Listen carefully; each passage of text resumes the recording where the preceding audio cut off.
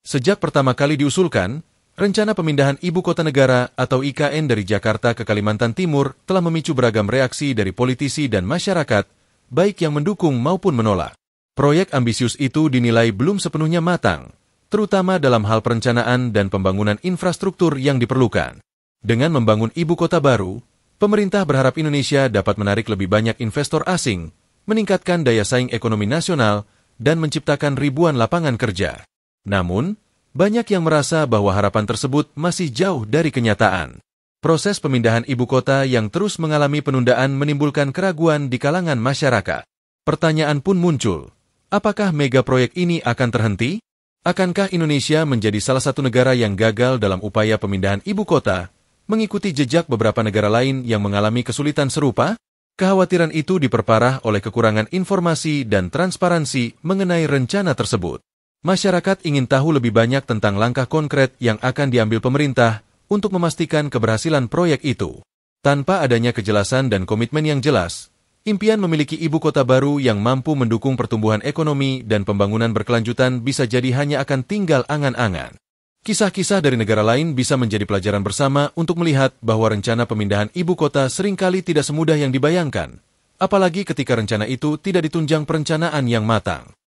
Korea Selatan.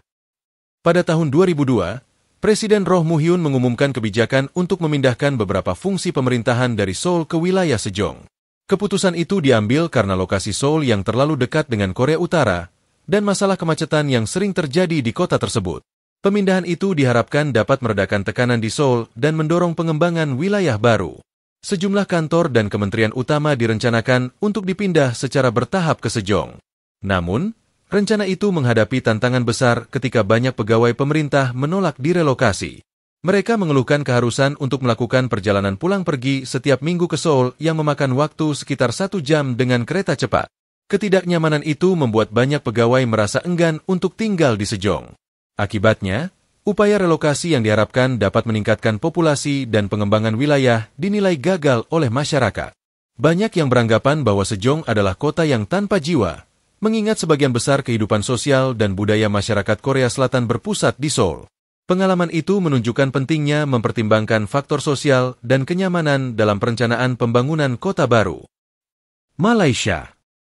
Malaysia pernah merencanakan pemindahan ibu kotanya dari Kuala Lumpur ke Putrajaya yang dirancang sebagai kota administratif pemerintahan. Rencana itu dimulai pada tahun 1999 dengan tujuan utama untuk meratakan pembangunan dan distribusi populasi di seluruh negara. Putrajaya dipilih karena lokasinya yang strategis dan fasilitas modern yang dirancang untuk mendukung fungsi pemerintahan. Namun, meskipun rencana tersebut tampak menjanjikan, banyak pegawai pemerintah menunjukkan ketidaktertarikan untuk pindah ke Putrajaya. Alasannya karena tinggal di kota baru itu membuat mereka jauh dari keluarga dan sanak saudara. Akibatnya, pemindahan ibu kota tidak berhasil mencapai tujuan yang diharapkan, yaitu menciptakan keseimbangan dalam pertumbuhan populasi dan ekonomi. Kondisi itu menunjukkan tantangan yang dihadapi pemerintah dalam merelokasi pusat pemerintahan. Meskipun Putrajaya kini berfungsi sebagai pusat administratif, keberhasilan pemindahan itu terhambat oleh faktor sosial dan budaya yang lebih dalam. Pengalaman Malaysia dalam pemindahan ibu kota menjadi pelajaran mengenai pentingnya mempertimbangkan aspek sosial dalam perencanaan pembangunan. Nigeria. Nigeria, salah satu negara di Afrika Barat, pernah melakukan pemindahan ibu kotanya dari Lagos ke Abuja pada 1914. Langkah itu diambil di bawah pemerintahan Jenderal Murtala R. Mohammed, yang melihat Abuja sebagai lokasi yang lebih netral dan strategis untuk mengakomodasi berbagai kelompok etnis dan agama di Nigeria. Pemindahan itu juga diharapkan dapat mengurangi ketegangan antar kelompok yang sering terjadi di Lagos. Namun, kenyataan yang terjadi tidak sesuai harapan. Perpindahan ibu kota justru memperburuk kondisi kemiskinan di Nigeria dengan banyak daerah yang semakin terpinggirkan. Infrastruktur yang belum memadai dan kurangnya perhatian terhadap pembangunan sosial ekonomi di Abuja menyebabkan ketidakpuasan di kalangan masyarakat. Banyak pihak, termasuk analis dan aktivis, menilai pemindahan ibu kota sebagai kegagalan ekstrim yang tidak hanya berdampak pada perekonomian, tetapi juga pada stabilitas sosial negara.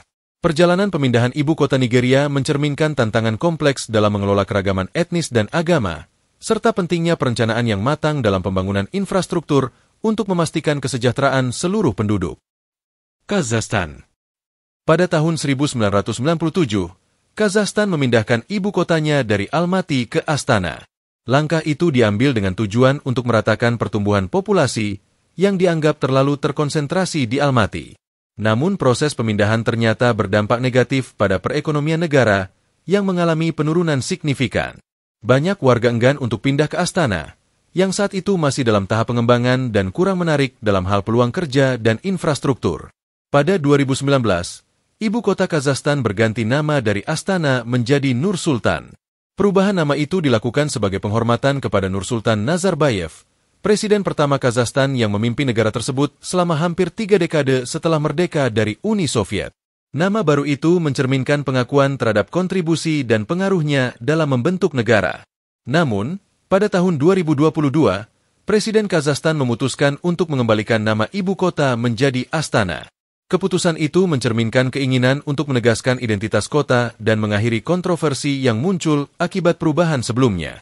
Perjalanan ibu kota Kazakhstan menunjukkan dinamika politik dan sosial yang kompleks dalam upaya pembangunan dan identitas nasional. Tanzania. Pada 1970, Tanzania melakukan pemindahan ibu kota dari Dar es Salaam ke Dodoma. Keputusan itu berakar dari sejarah kolonial, ketika Jerman memilih Dar es Salaam sebagai ibu kota dan pusat perdagangan utama di Afrika Timur. Kota itu memiliki pelabuhan strategis yang mendukung aktivitas ekonomi dan perdagangan. Namun, pada 1973, Presiden pertama Tanzania, Julius Kambarage Nyerere, memutuskan untuk memindahkan ibu kota ke Dodoma. Alasan dibalik keputusan itu adalah untuk mendekatkan pemerintahan ke pusat negara dan menciptakan pengembangan yang lebih merata. Namun banyak kritik muncul terkait proses pemindahan itu. Banyak pihak menilai pembangunan infrastruktur di Dodoma berlangsung terlalu cepat dan tidak terencana dengan baik, terpengaruh oleh kepentingan politik saat itu. Kritik itu mencerminkan kekhawatiran bahwa Dodoma tidak memiliki kesiapan yang memadai untuk menjadi ibu kota baru. Meskipun Dodoma kini berfungsi sebagai pusat pemerintahan, tantangan dalam pembangunan infrastruktur dan pelayanan publik masih jadi perhatian utama. Pemindahan ibu kota ini pun jadi contoh kompleksitas dalam pengambilan keputusan politik dan dampaknya terhadap pembangunan suatu negara. Myanmar. Pada tahun 2001, Myanmar secara resmi memindahkan ibu kotanya dari Yangon ke Naypyidaw. Proses pemindahan ini selesai 5 tahun kemudian, diiringi dengan pembangunan berbagai fasilitas administratif yang diperlukan untuk mendukung pemerintahan negara. Naypyidaw, yang sebelumnya merupakan hamparan padang rumput yang kosong, telah diubah menjadi ibu kota baru Myanmar. Namun, perjalanan perpindahan ibu kota itu tidak berlangsung sebagaimana mestinya. Naypyidaw sering dijuluki sebagai kota hantu karena jalan-jalan yang luas dan rapi tampak sepi tanpa aktivitas. Banyak laporan menunjukkan bahwa kecelakaan sering terjadi di sepanjang jalan raya yang sepi tersebut, menambah kesan bahwa kota itu tidak layak sebagai pusat pemerintahan. Kritik pun muncul dari berbagai kalangan, yang menilai bahwa perpindahan ibu kota itu adalah sebuah kegagalan. Mereka berpendapat bahwa kurangnya perhatian terhadap pembangunan infrastruktur yang memadai dan aspek keamanan telah mengakibatkan Naypyidaw tidak mampu menarik penduduk dan aktivitas ekonomi. Hasilnya, meski Naypyidaw dirancang untuk menjadi simbol kemajuan, kenyataannya malah menciptakan kesan sebaliknya. Australia. Perpindahan ibu kota Australia dari Sydney ke Canberra pada awal abad ke-20 tidak berjalan sesuai harapan. Menurut Profesor Michele Acuto, seorang pakar politik dan perencanaan kota dari Universitas Melbourne, pemindahan itu tidak berhasil menyatukan kekuatan ekonomi Australia dengan pusat kekuasaan politik di Canberra. Meskipun Canberra kini menjadi lokasi penting dengan adanya gedung parlemen dan pengadilan tinggi Australia, serta kantor pusat untuk semua departemen pemerintahan federal dan militer, letaknya yang terpencil di pedalaman justru menimbulkan berbagai tantangan. Banyak pihak berpendapat bahwa pemindahan ibu kota ke Canberra merupakan salah satu kesalahan terbesar dalam sejarah Australia. Hal itu disebabkan oleh kurangnya aksesibilitas dan infrastruktur yang memadai, yang membuat interaksi antara pusat ekonomi dan politik jadi terhambat. Selain itu, Canberra seringkali dianggap kurang dinamis dibandingkan Sydney, yang merupakan pusat budaya dan bisnis negara. Kondisi itu menimbulkan ketidakpuasan di kalangan masyarakat dan pengamat, yang merasa bahwa pemindahan ibu kota tidak membawa manfaat yang diharapkan.